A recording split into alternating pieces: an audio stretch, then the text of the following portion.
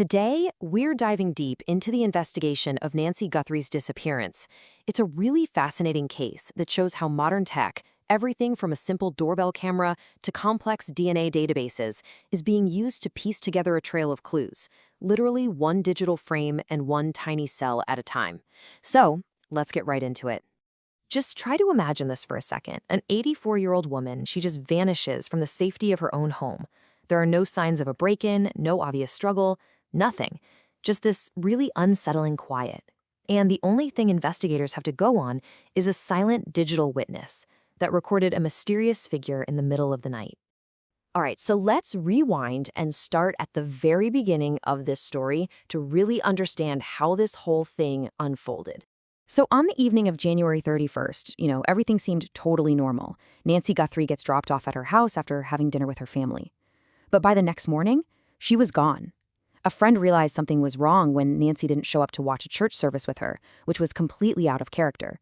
So the timeline immediately narrows down to those critical overnight hours, especially once investigators saw what her own front door had recorded. Right from the start, this was never treated as just a simple missing persons case. No way. Authorities immediately suspected foul play. And you have to ask why. Well, for two really crucial reasons. First, Nancy Guthrie had extremely limited mobility. There was just no way she could have wandered off on her own. And second, and this is the big one, they found physical evidence, traces of her blood on the front porch. And that brings us to the only real lead they had in the entire investigation at the beginning, that chilling footage from the doorbell camera. In those dark, pre-dawn hours of February 1st, the camera captures this figure walking up to the home. They're masked, they're carrying gear, and they're moving with a clear purpose. And just like that, this person becomes the absolute focus of the entire manhunt. Now, this is what's so incredible. Look at how much detail the FBI was able to pull from what was probably some pretty grainy footage. They've profiled the subject as a male, about 5'9" to 5'10", with an average build, and he's armed with a holstered handgun. But check out the backpack. It's not just any backpack. It's a very, very specific black 25-liter Ozark Trail hiker pack.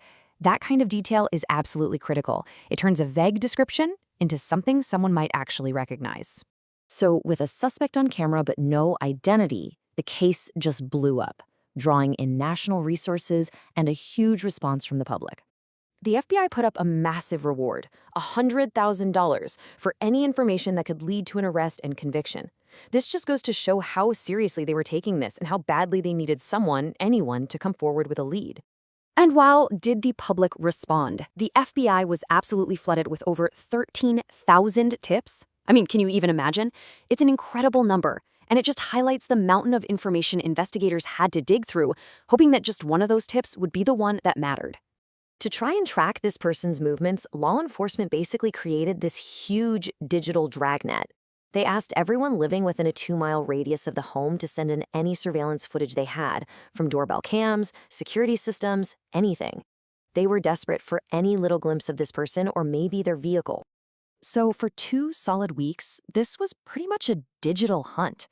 But then, a piece of old-fashioned physical evidence turned up, and it completely changed the focus of the entire case. Think about it. The search area was massive.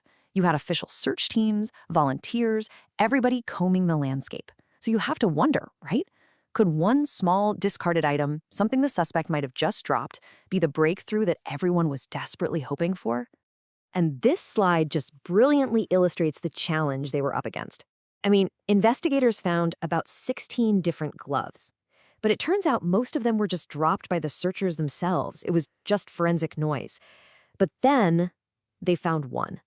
A single black glove, 2 miles from the home, that was, as the FBI put it, different.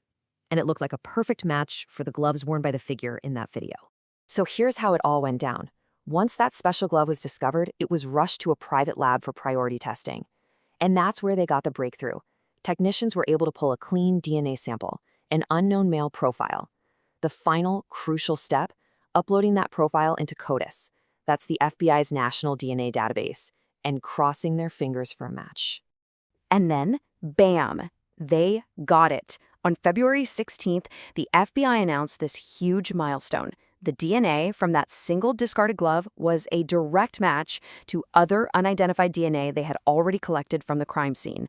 This was it. The first solid physical link between a piece of evidence found miles away and Nancy Guthrie's home.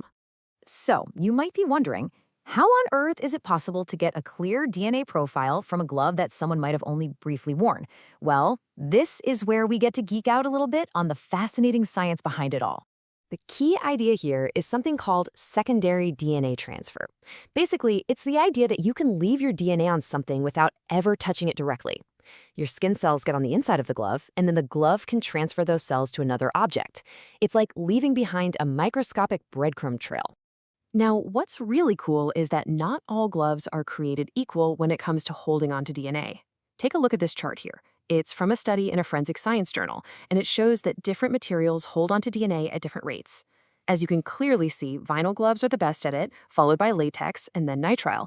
It just shows how the specific type of glove can be a huge factor in an investigation like this.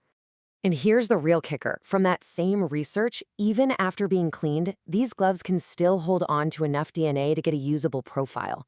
This makes them incredibly powerful tools, or vectors, for moving DNA from one place to another, and the person wearing them might not even have a clue. And this brings us right back to the case, full circle. The FBI's own statement just hammers home how important this one single piece of evidence is. It wasn't just any glove. It was the right glove with the right DNA, and it directly connected an unknown person to that mysterious figure on the video. So we're left with this question. The entire case now really hinges on this tiny, microscopic evidence. Just a few skin cells left behind on a discarded glove have given investigators the first solid lead in a case that started with nothing more than a ghostly image on a doorbell camera. This investigation is far from over, but for the first time, science has given it a very clear direction to follow.